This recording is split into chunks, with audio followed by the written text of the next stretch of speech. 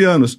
A seleção que simplesmente numa grande preparação, troca de 4 técnicos, chega um treinador que convoca um jogador que faz 15 partidas no ano, tem 45 lesões, tem 5 cirurgias, e você, Carioca, fica apostando nele de novo. 2022, cadê o Rica Perrone? Cadê? Me paga o jantar. Eu vou derrubar o seu... Vou derrubar o seu argumento. Vou derrubar o seu argumento com pega números. o celular aí. Tem números, o quê? Vai, pega. Sabia que o Neymar, depois da última convocação, dos 26 convocados, ele é o cara que mais entrou em campo? É, por causa do Cuca. E eu pergunto pro Santos, onde o Santos tá? Tá na zona de rebaixamento, jogando por... Ficou de joelho por ele. Vai, Fernando, tenha santa paciência. Veja a loucura. É o único país do mundo, hoje o bicho vai pegar. Nós vamos tomar o programa se vocês não tomarem a rédea. Pode tomar, não tem problema nenhum. O seguinte... O único país do mundo que tem um cara como o Neymar, que qualquer outro país bateria a palma e torceria pro cara tá em campo pra poder jogar. A gente tem um cara que há 3 Copas do Mundo carrega o time nas costas. Carrega. Não ele tem que carregar o piano. Ele tem que carregar o piano e tocar. A gente vai entrar nesse debate delicioso pra você que tá em casa. Mas é que ele chegou excitado. Mas ele tem um ódio furioso. Não tem ódio, não. Eu tenho assim, independência. Eu tenho dó, assim, sinceramente, de mim, porque eu consigo enxergar o que... Cara, é muito difícil. Tá todo mundo aqui iludido de novo. Dó. Isso aqui, sinceramente. A gente torce porque é nosso dever como patriota torcer. Não, mas tem que ter consciência. Eu sou jornalista, eu sou torcedor. Você mas eu não. Eu sou obrigado a tentar alertar. A gente vai chegar lá. Nada impede da gente exercer o nosso trabalho e torcer pra seleção. Mas ter consciência. Mas você tá dizendo quem tem consciência? Não vai vender mentira, eu não vou vender mentira. Que mentira? Quem tá vendendo mentira? Calma. Arauto do Apocalipse. Calma que o programa nem começou. É o Arauto do Apocalipse, velho. A vida inteira foi o Arauto do Apocalipse. Vamos iludir todo mundo. Vocês estão vendo que vai ser isso aqui hoje, calma que a Copa nem começou. Nem A bola nem começou. E vai ser rápido. Nem começou. Calma, gente. Temos que falar, falamos da plataforma. Torne-se membro. O nosso abraço, né, Boleta? Posso contar uma passagem rapidinha? Deve, Cosmo. A gente fazia um programa muito enlouquecido lá. Era eu, Neto, o Datena e o Silvio Luiz. Meu Deus. Aí um dia o Datena falou, cara, que eu era o papel do repórter. Tinha um monte de informação, aí o Datena perguntou, que time, hein, Cosmo? Aí perguntou bem claramente assim pro diretor, ô, diretor, você tá transando com o Cosme? Por que só vem pergunta pra ele? Aí eu já tava puto, não tava ganhando nada, tava sem grana. Eu falei, eu tenho informação, você não sabe nada de futebol. Aí o Datena veio pra cima, eu fui pra cima dele. Aí o Neto segurou o Datena, o Silvio Luiz me segurou, a gente ia brigar. Não, ao vivo.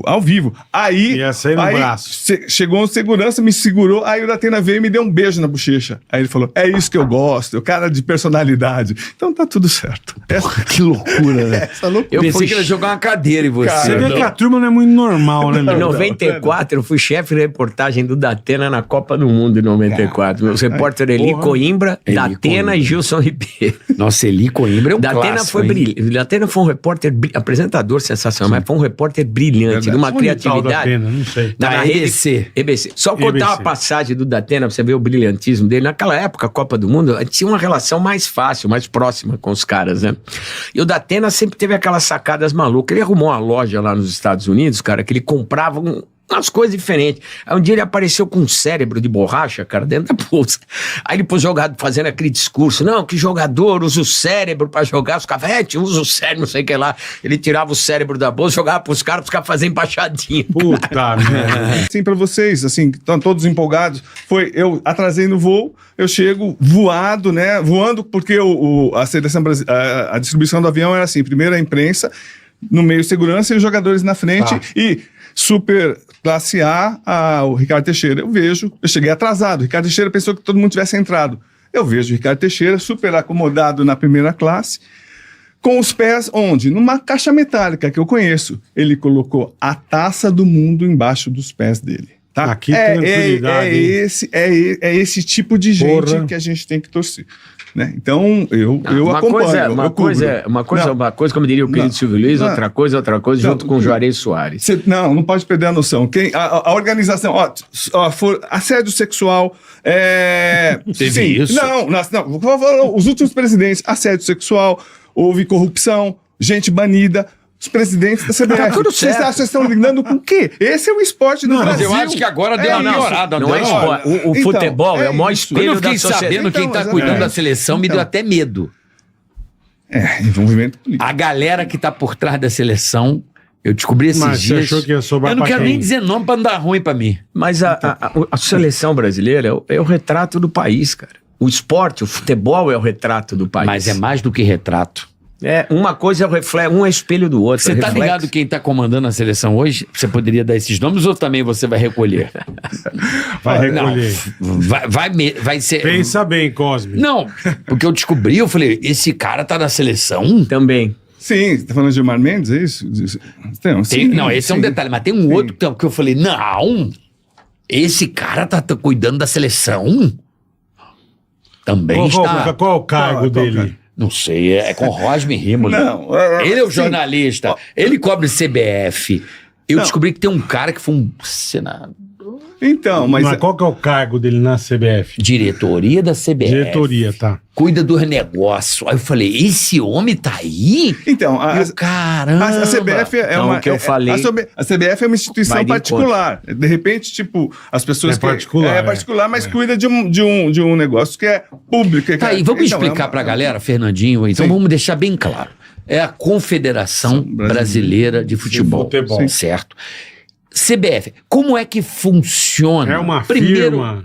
Como é que funciona? É uma entidade? É uma entidade de direito privado. É uma entidade de direito privado. Que é coligada à FIFA. Que se confunde com o privado com o público por causa da dimensão que tem o futebol dentro da nossa cultura, dentro da nossa sociedade, mas é uma entidade privada. Ela não tem que prestar contas a nenhum órgão do governo, ela não é fiscalizada por órgão do governo, ela é fiscalizada pela população, pelo país, porque o futebol representa muito pra gente, ela é filiada à FIFA. Ela só deve satisfações esportivas à FIFA, não financeiras, nada de atitudes e comportamentos. Ela tem uma relação, e só a CBF pode ter a relação para a FIFA. A FIFA estabelece um critério que é o seguinte: a hierarquia é FIFA, na América do Sul, Comebol, as confederações do... Se bobear, vai voltar, porque o grande problema, outro dia o Corinthians fez um acordo. Tem um negócio, o Corinthians, São Paulo e Palmeiras devem para o ISS, num processo que começou em 2010, na época estava em 2.100 bi. Sentaram em cima do processo. Você tem uma empresa, se você não pagar 3 meses de ISS, você vai para dívida ativa, irmão. Tá fudido. Mas há uma brecha na lei, que esse é o problema do Brasil, toda lei que é feita, ela tem brecha, os caras interpelaram na justiça, qual que é o barato? Senta em cima, ou caduca, ou a gente resolve. Então, o problema do clube dever para clube, meu irmão, para dever para jogador, é problema deles. O que não pode é estar em jogo tributos, porque é o dinheiro que falta para a escola, para o asfalto, para a saúde, para a segurança. Uma questão, vamos lá. Vamos dizer que eu acho que o esporte deveria nem ter tributo, para início de conversa. Que tipo de esporte? Qualquer esporte, não importa. É esporte. Você está incentivando molecada. Eu acho que o futebol hoje é o esporte que mais tira... acendem o cara que é pobre, aí ele fica rico. É o único esporte, é a única profissão que você dorme duro e acorda milionário. Não, mas você está falando de minoria. Calma, minoria mas não importa. Não importa. Já é uma evolução. Tributo é roubo, cara. Na minha opinião, é imposto. O negócio é imposto. Mas vamos lá, vamos por partes. Por que esses caras, por exemplo, vai ter o jogo Palmeiras e Flamengo, certo? Como teve aí. No sistema do ticket, na hora que o cara paga, já cai direto. Cai imposto. Já tem que cair direto. Você acha que eles têm interesse nisso? Ninguém tem interesse nisso. Aí...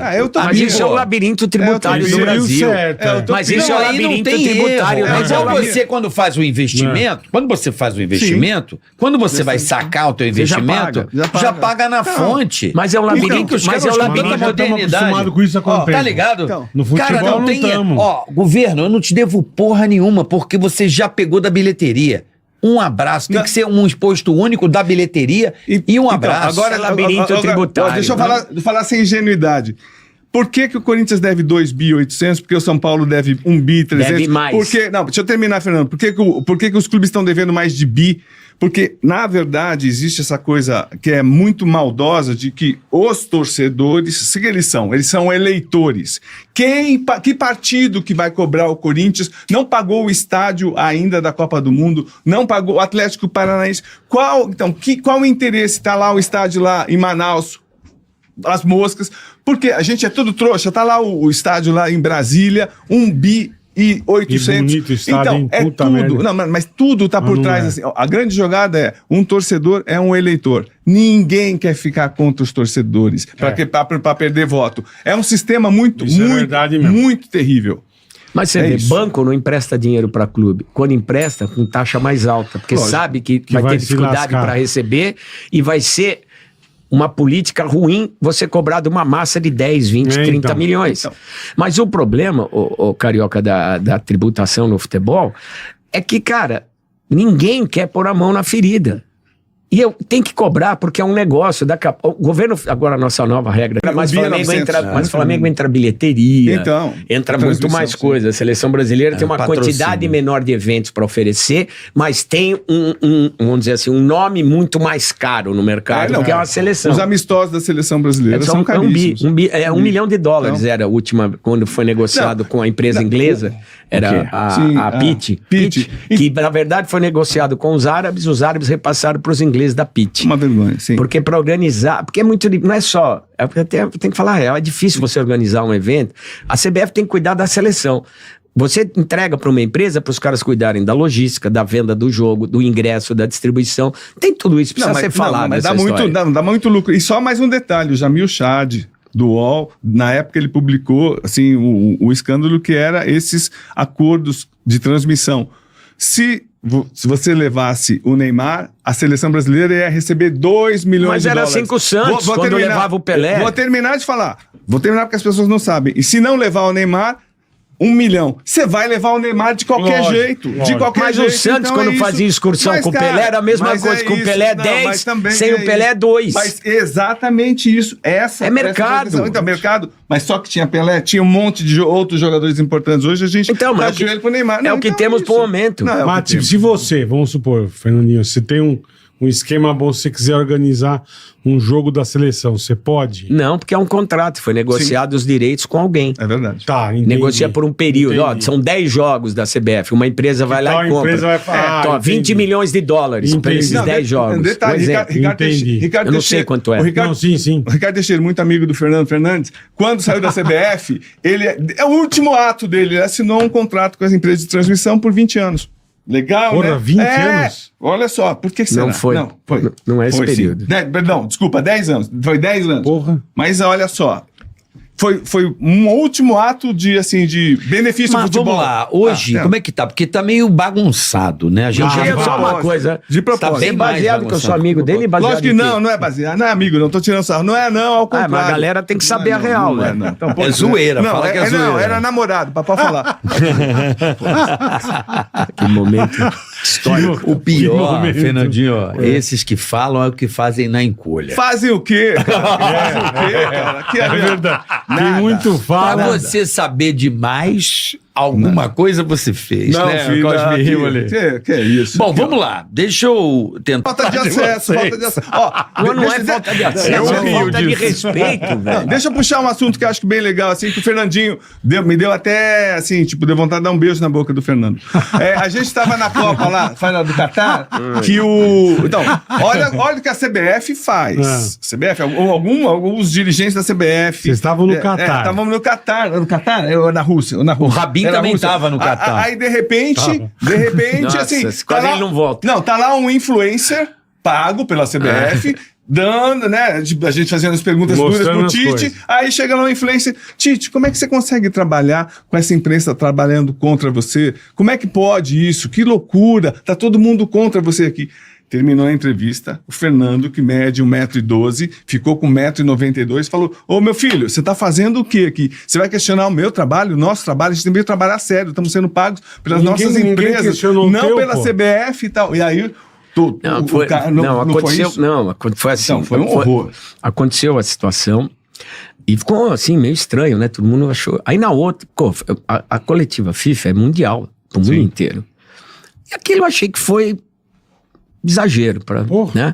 Aí na outra coletiva, como a gente cobriu muitas Copas, os oficiais de comunicação da FIFA, eles conhecem a gente, porque normalmente são os mesmos. Lógico, e era um português lá que a gente conhecia, o Jorge, uns 4, 5 Copas. Aí eu pedi a palavra, falei, olha, antes de mais nada, não tenho procuração de ninguém aqui, só queria dizer que nós estamos aqui para fazer o nosso trabalho, mas ninguém torce contra a seleção. Eu sou brasileiro, quero ver também, mas eu vou fazer o meu trabalho como vocês fazem o seu. Se tiver baseado em respeito. Ruim, eu vou dar, ué. É baseado em respeito. Ninguém está aqui torcendo contra, a favor. Foi uma situação assim meio constrangedora, mas eu achei, me senti incomodado, porque foi numa coletiva oficial, na seguinte coletiva oficial, acho que a gente tinha que ter esse posicionamento. Foi até engraçado que o português falou, você falou tudo? Eu falei, não, agora eu quero fazer a pergunta. Né? E fiz a pergunta. Assim, cada um faz o seu trabalho do jeito que tem que fazer. Mas é cada vez mais, porque isso mas você vê agora, quem ficou bravo foi o Juque Furi, né? Não, mas isso aí... A Virgínia vai ser repórter. Ué, mas, desculpa. Cada um faz o que quer. Eu lógico, acho que é entretenimento. Futebol, a primeira coisa, é entretenimento. Eu discordo. Também. Tanto é que é entretenimento, que cada vez mais o entretenimento vai ganhar espaço no futebol e também o jornalismo sério ou mais técnico vai ter o seu espaço também. Então, acho que o futebol tem espaço para todo mundo. Eu acho que foi primeiro que sempre, nesse viés do jornalismo, sempre acharam que o jornalismo esportivo era uma coisa fácil que qualquer um faz. É um subproduto do jornalismo. É um subproduto do jornalismo, de uma maneira geral. E não é verdade. O jornalismo esportivo é muito específico. Ele tem que ser construído ao longo dos anos para você ter credibilidade e respeito, como qualquer área do jornalismo. E acho que entenderam, não sei porquê, que precisava ser engraçado. Não precisa ser uma aula magna, como em algumas situações o é, mas não precisa ser também uma zoeira constante e corriqueira. Então esse é o grande problema de nós brasileiros. A gente navega de um extremo para o outro. A gente não consegue ter equilíbrio. E o jornalismo está passando por isso. Ele saiu de um extremo extremamente rigoroso. É outra dinâmica de jogo. Eu acho os maiores absurdos do futebol é o VAR. Você acha? O futebol só é o sucesso que é, porque ele é o esporte que mais se aproxima da natureza humana. O futebol é muito mais erro do que acerto. E eles estão querendo normalizar o acerto. E não permitir mais o erro vai tornar o futebol igual aos demais. Não, mas peraí, tem que ter igualdade. É justiça. Eu discordo. O VAR. Quantos campeonatos foram decididos com erro? Não. Tudo bem, a Inglaterra é campeã em 65. Então, mas a injustiça... Até hoje a gente fala disso. Não, a injustiça é um saco. Não, acho que você acha que o VAR atrapalha o futebol, Fernando? Total. Você é contra o VAR? Você não entende como evolução? Não, a dinâmica do jogo ela é subvertida, ela é corrompida. Imagina. Mas vamos lá. Se a gente desconfia de uma arbitragem, ok? O VAR não tá ali pra evitar que esse tipo de coisa aconteça? Onde está o erro? Você parte do princípio que é a má fé. Se a bola entrou ou não. Mas se a bola entrou, não. Mas tem um recurso para ver que entrou. Mas por que não? A bola entrar ou não é VAR. Impedimento, por exemplo. A bola entrou não é VAR. Não, senhor, tem o bendito dos... Sim, senhor. Não tem não. Até surgir... Não tem não. No brasileiro, eles não têm, eles economizaram, não tem. É o VAR que decide. Peraí. Pelo amor de Deus. Mas não existe a tecnologia? A FIFA deixou aqui depois da Copa as traves aqui. Eles não usam. Porque não precisava do VAR. A bola passou do gol, tem um chipzinho na bola. Mas o impedimento, o gol impedimento, o cara meter a mão na bola. Uma unha. Gol do Maradona. Você sabe... Gol do Maradona com a mão. Agora vai ter a FIFA, para esse Mundial, vai ter o seguinte, eles escanearam todos os 1.200 e poucos jogadores que vão jogar com o biotipo de quase 90-95% de acerto. Porque agora o que acontece? Quando traça aqueles bonequinhos, é um bonequinho padrão. Agora vai ser do tamanho dele, tamanho seu, tamanho dele e tamanho do meu. Calma. O que tem de ruim? Calma, só tô contando o que vai acontecer. E aí, cara, você vai ver o cara por uma unha, por um cabelo, por um ombro. É impedido ou não impedido? Por um ombro. É grávido ou não movimento. É regra. Acabou o jogo. Regra. O futebol é um jogo o futebol é um jogo de erro. Não, o que eu sou contra, eu sou contra do VAR no impedimento é que o cara escolhe o frame. Isso é fato. Não, mas isso não vai. Isso é um semi-automático. Tá ligado? Não tem. No semi-automático não tem isso. Cara, tem. Sabe, se o cara der 2 tapinhas da saída da bola, só impedido. Mas o nosso VAR é tabajara, irmão. O semi-automático não é assim, não. O semi-automático do nosso VAR é que ele é tabajara. Inteiro. Não, eu acho que o VAR... Eu lembro que surgiu na Copa de 2018, né? O VAR foi aquela polêmica. Mas eu acho que o VAR chegou para nunca mais sair. Nunca mais. Esquece esse futebol aí sem VAR. Não, o VAR... A única coisa que eu sou meio contra do VAR é quando o cara faz um negócio aqui, aí o cara chama o juiz, aí dá um vermelho Cachorro pro cara. com muito dono morre de fome. Não, apareceu mais 7 donos no futebol que é o VAR, irmão. Não, você deu comida pro cachorro, eu pensei que você tinha dado, aí morreu. Não, campeonato, a gente tem regra, tem que respeitar. Isso é uma loucura. Mas isso, existem as regras do futebol, elas são interpretativas. Interpretativas, mas o cara colocar a mão na bola não é. O direito canônico, ele tem 2000 anos, ele é interpretativo até hoje, irmão. Pelo amor de Deus. Não, tá. Direito não é interpretativo? Você quer o quê? Que seja, então, tipo, um gol ilegal e vale. Vamos bater palma, vamos começar no boteco. Uma final de Copa ilegal dói. Invistam na arbitragem, ser humano. Não, pelo amor de Deus. Tem mais aí? Você acha? Vasco. Ele fala porque o Brasil é ruim, mas que tem que torcer pro Vasco. Vai dormir, bicho. Vasco. Vai te catar, meu. Vasco acabou com a morte do Eurico, porra. Não é não? Pô, eu entrevistei o Eurico Miranda na casa dele, na cobertura, ele morava em frente ali, o Laranjeiras. Ele falou assim pra mim, baixinho, vê o que você vai perguntar, que você é o primeiro cara que entra aqui na minha casa, hein? É mesmo? Vê o que você vai fazer. Eu falei, o senhor sentou aqui? Nós vamos conversar. Não, vamos falar, vou perguntar o que eu respondo o que você acha que é. Mas é intimidador, velho. Se você deixasse, ele deitava em você. Velho. Ele deitava? Sim. Ele era maquiavélico, cara. Interessantíssimo. É maravilhoso. Interessantíssimo. Maravilhoso o documentário dele na Globo. Sim. Maravilhoso. Lamentável do jeito que ele morreu. Eu fiquei muito triste com aquilo. Apesar de ele ser um cara muito polêmico, cheio de problemas, assim... Muita coisa em volta. Mas... a luz do estado. A minha passagem com ele foi romântica. Quando o Edmundo tomou o amarelo e não ia jogar a segunda final, ele mandou dar o vermelho, né? E o Edmundo chutou o Kleber e tomou o vermelho. Aí terminou o jogo, eu falei, Eurico, o que você fez foi indecente. Indecente ou não é Vasco. Vai jogar e vai ser campeão em cima de vocês, seus paulistas bunda mole. Era assim mesmo, velho. Caralho. Era assim mesmo. Maravilhoso. Esse tipo de jogou com a regra debaixo do braço. Esse tipo de declaração, independente da atitude, faz falta hoje no futebol. Tá muito Nutella, velho. Tá estranho, né? Mas não é a internet que mudou isso aí, foi a internet. Essa coisa de gestão. O mundo mudou. Como é que é? Agora é scouts. Posso dar Eu adoro essas movimentações novas. Não, e tem que fazer um novo dicionário do futebol. Zona 14, Tite que me perdoe, box to box, o extremo, o diabo 4. E o que ele aprende lá fora? Futebol é principalmente reflexo condicionado, repetição, mentalização. Lá fora, quando ele vai para a Europa, os nossos principais, eles aprendem a jogar futebol como europeu. Aí quando eles voltavam para a seleção brasileira, foi especificamente seleção brasileira, quando eles voltavam para a seleção brasileira, eles pegavam o técnico que tenta o brasileiro, tenta ser taticamente como europeu. E não é. Não consegui. A gente não é europeu e nem é mais sul-americano, porque principalmente o instinto no europeu, ele foi tolhido durante muitos anos, até o surgimento dessa nova geração de jogadores. Aí o que acontece? Essa vez trouxeram um técnico que pensa como eles, que a maioria do time é europeu, os principais titulares, e trouxeram um técnico que joga como eles aprenderam a jogar lá. Então dessa vez tem que dar certo. Ou senão, a culpa é de quem? Eram dos nossos técnicos? Eram dos nossos jogadores? De quem é? Pera só um pouquinho. Tudo que você falou tem tudo a ver, mas olha só. Só que isso não é colocado pro público, para as pessoas pensarem. Olha só, para pensar também, assim, existe todo um tempo de preparação de um time, de maturação de um time. Olha, o Deschamps vai sair da seleção da França, ele assumiu a seleção da França em 2000 2012. Caraca. Cara, ele tem esse trabalho, tem todos os jogadores na mão. O técnico da Espanha, ele pegou sub-17, sub-23, sub-21. Ele conhece os jogadores intimamente. A gente tá com o Ancelotti nem há um ano. Ele nunca colocou o Neymar pra jogar nesse time. Porque ele tá machucado nesse tempo. Eu vou explicar. Time, não é improviso. A gente não tá falando numa pelada na rua. A gente tem que ter movimentação, intensidade, recomposição, saída de bola. Sabe, é muito, assim, o que a gente está imaginando é o Brasil, olha, o Brasil de quando? De setembro. A gente assiste as publicidades, que vocês gostam tanto, tal, e o Fernando ganha muito dinheiro com publicidade, porque ele é muito bonito.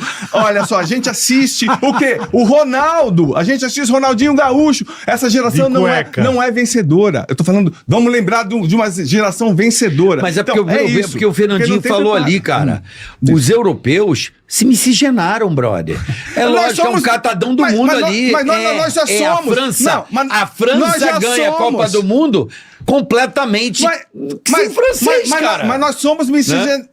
Mas é o Brasil. É o Brasil. A gente perdeu a identidade. Não, perdeu a identidade. A gente não tem cérebro. Fala um técnico que esteja trabalhando lá fora. Nós somos muito atrasados taticamente. Sem dúvida. Então, mas aí, como é que pode a Argentina, que tem um quarto da nossa população... Ele mora na Espanha. Calma, deixa eu falar. Como é que a Argentina tem um quarto da população brasileira e tem muito mais jogadores de ponta? O Uruguai é um sexto e é bicampeão do mundo. Não é pra ser bicampeão. Hoje tem jogadores de ponta. Não ganha desde quando?